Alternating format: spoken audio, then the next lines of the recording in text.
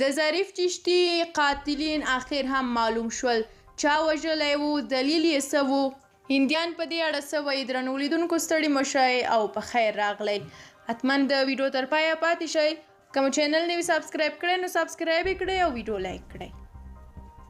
د هند پولیسو اعلان کړی دی چې په خواجه ظریف بابا مشهور ظریف چشتي د خدمتګار په ګډون 4 تنه د نوموړي د قتل په تور نیول شوي دي. د هند د مهاراشټرا ایالت پولیسو د پنجشنبې په ورځ د دې خبر په تاییدولو سره ویلي دي چې دغه افغان صوفي خدمتګار غفار احمد خان او د هغه موټر چلوونکی په نیول شویو کسانو کې دي.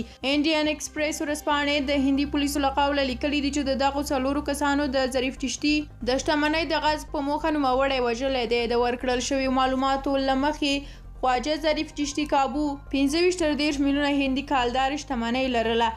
پولیسو زیاته کړې ده چې دغه صوفي د مذهبي مراسمو په ترسره کولو او له خپلو پیروانو د پیسو په راټولولو د یوټیوب له لارې هم ښه عاید درلودل. له دې امله چې هغه په هند کې پناه اخیستې ونه یې شو کولی چې د ځان په نوم شتمنۍ ثبت کړي.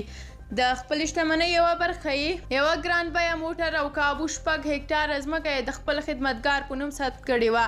ټاکل شوې چې د سید ظریف چشتي غصب شتمنۍ د نوموړي میرمن ته چې افغانۍ ده او په نوي ډیلي کې ژوند کوي وسپارل شي. د هند پولیسو ویلي دي چې کله چې غفار احمد خان په عام شوټي ټاکل شوی د سید ظریف چشتي زوی نړۍ ته راشي او د هغه وارث شي، هڅه یې وکړه د څو نورو کسانو په ملګرتیا نوموړی ووژني او شتمنۍ یې ترې غصب کړي. ظریف چشتي د هرات ولایت و او له 4 کلونو راهیسې په هند کې اوسېده. هغه سهشنبې د چنګاښ په 14مه د هند په مهاراشټرا ایالت کې د ناشک ولسوالۍ په یولا سیمه کې ووژل شو.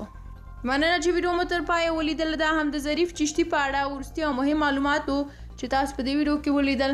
نورې ویډیوګانې مه هېروئ، تر هغه تم اوسئ.